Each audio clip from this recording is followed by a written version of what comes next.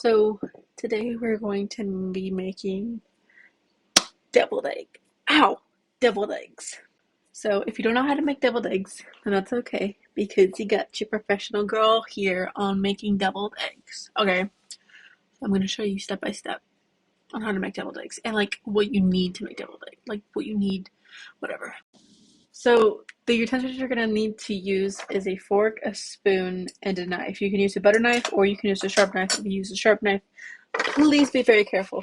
Don't cut yourself like I do. You're going to need a cutting board, preferably a small one, or like not a very big one because you don't really need a big cutting board. Next, you're going to need a bowl.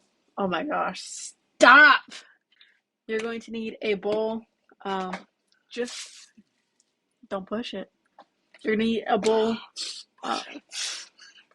You're going to need to use only one bowl for like the whole mixing thing or whatever. So you're going to need a small pot. Just fill it with water now, I guess. You just need to fill your pot up to like right there.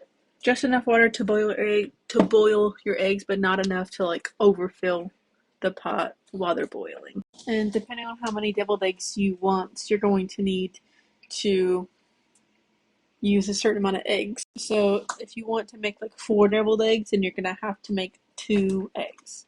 But in this case, I'm gonna make a mess. Probably. I don't know. We'll figure it out as we go along. Next, for seasonings, you can really use any seasonings you want.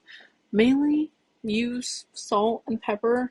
Also garlic powder. Dexter Roadhouse bread. Yum yum. And the main things you're gonna need is mustard. I use plain yellow mustard, and then mayonnaise. Any kind of mayonnaise will work. The main thing you need is eggs. He's right up. And it sucks to a minute. Okay, so I'm gonna make 12 deviled eggs. So for 12 deviled eggs, you're going to need 6 regular eggs. I know how to count. Kind of, not really. Okay, anyways, so I'm kind of running out of time. But one thing you're gonna need to do to make the eggs easier to peel is you see how like the egg it goes up to like a point, you're gonna turn it around and the butt of the egg you're just gonna like tap the bottom until you hear it click, and then once you hear it click, it's gonna be you're good. Also, another utensil you're going to need is a spoon that has this curve. It'll come in handy, I promise. You tap all of them like just when they crack, and then just put them in and then cook them until like they're done. So